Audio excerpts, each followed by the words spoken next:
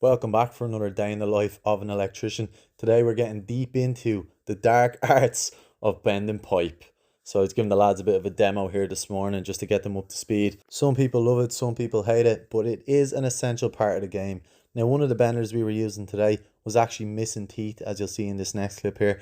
So what I did was I hammered a piece of conduit into oblivion, and then I ran an angle grinder, did a little crosshatch thing on it there as you can see, and it gripped the pipe perfectly. I'm not really sure when or how the teeth go missing out of these benders, but it seems to happen every time you put it in the van and take it back out. So that is a quick fix that I've never actually done before, and it is a great one. It works really well, so that's a good tip for you.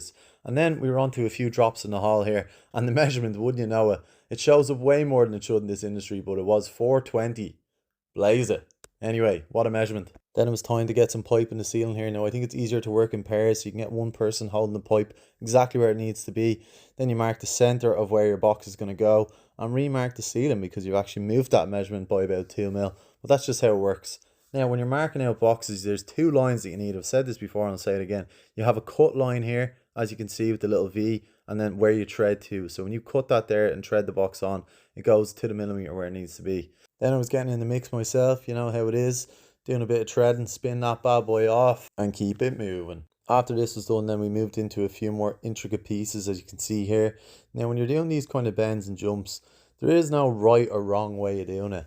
Artistic license is a phrase I've used on this channel before, and it's very relevant to this situation here. Now when you're doing these things, a lot of people like to use levels to eyeball it and line it all up. But I just think personally, after being in the game for so long, you can just do it by eye. And if your saddles are straight, it will pull it into place because this metal can be manipulated by a few mil no matter what you do anyway. So you can move it into place after, even if it's a couple of mil out and your saddles are straight, just so you know. Now the gap we were looking for with this pipe was about 70 mil. So you'll see that in the next clip here. Get the measuring tape out. Use another bit of straight pipe off the straight bit of pipe that's already there. Get the tape out, and what are we there about? 75. Close enough. So when I get close like that, I like to hold it up to the wall and just see how close it is. And that is about as good as you're going to get. Now that pipe did need to be extended a little bit more, and it was done at the end of the day. So you can see some of the drops here we did in the ceiling as we're going along.